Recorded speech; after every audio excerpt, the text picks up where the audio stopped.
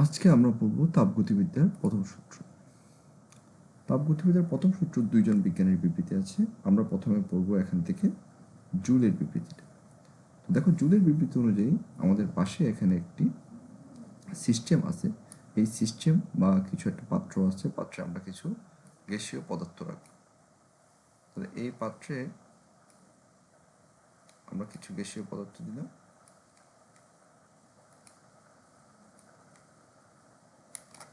কিছু গ্যাসীয় পদার্থ আমরা দিলাম। এই গ্যাসীয় পদার্থগুলি একটা নির্দিষ্ট পরিমাণ আয়তন দখল করবে। এখন এই সিস্টেমে যদি বাহির থেকে তাপ দেওয়া হয়, তাহলে তাপ দেওয়ার ফলাফলটা কি আমরা এখান থেকে দেখতে পাবো। তো দেখো, আমরা যদি সিস্টেমের বাহির থেকে তাপ দিলাম,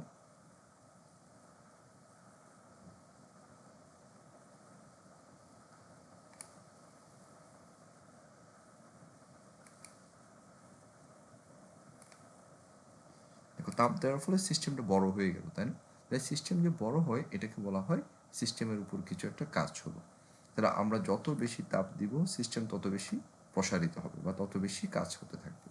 আমরা এই জিনিসটাকে যদি পাশে এখানে দেখানোর চেষ্টা করি, ধরো এটা হলো আমাদের সিস্টেমটার প্রাথমিক অবস্থা, সিস্টেমের প্রাথমিক আয়তন।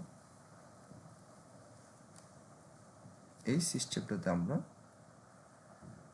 কিছু আমাদের গ্যাসীয় পদার্থ থাকবে। এখন এখানে আমরা বাহির থেকে একটা তাপ দিব। তাপ দেওয়ার ফলাফলে তাপটাকে আমরা দেখবো এরকম করে, এটা হলো আমাদের প্রদত্ত তাপ এবং এটাকে আমরা লিখবো এইচ দ্বারা। এইচ মানে হবে তাপ। এখন তাপ দেওয়ার ফলে আমরা দেখেছি পাশের এই সিমুলেশন থেকে যে সিস্টেমটা প্রসারিত হয়ে যায়। তাহলে আমরা তখন সিস্টেমটাকে দেখতে পাবো এই অবস্থায়,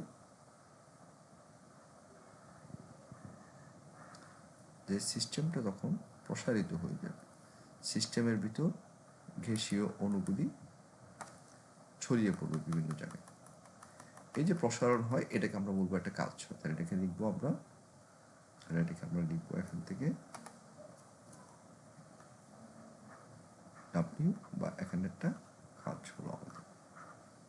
এবং যত বেশি তাপ দিতে থাকবো আমরা এখানে, সিস্টেম তত বেশি প্রসারিত হতে থাকবে। তার মানে তাপ যত বেশি হবে কাজও তত বেশি হবে। সেজন্য আমরা বলতে পারবো এই সিস্টেমের জন্য কাজটা হবে প্রদত্ত তাপের সমানুপাতিক। তাপ যত বেশি হবে কাজও তত বেশি হতে থাকবে। আর সমানুপাতিক চিহ্ন তুললে আমরা জানি এখানে একটা ধ্রুবক দিতে হয়। এই ধ্রুবকটাকে আমরা বলি জে, বা এই ধ্রুবকের একটা স্পেশাল নাম আছে। এই ধ্রুবকের নাম হলো আমাদের যান্ত্রিক তুল্যাঙ্ক। তাহলে এই ধ্রুবকটাকে আমরা বলবো যান্ত্রিক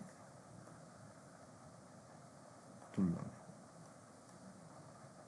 এইটুকু হলো আমাদের তাপগতিবিদ্যার প্রথম সূত্র, জুলের বিবৃতি অনুযায়ী যে যত বেশি তাপ দিব তত বেশি কাজ হতে থাকবে। সবাইকে অনেক ধন্যবাদ।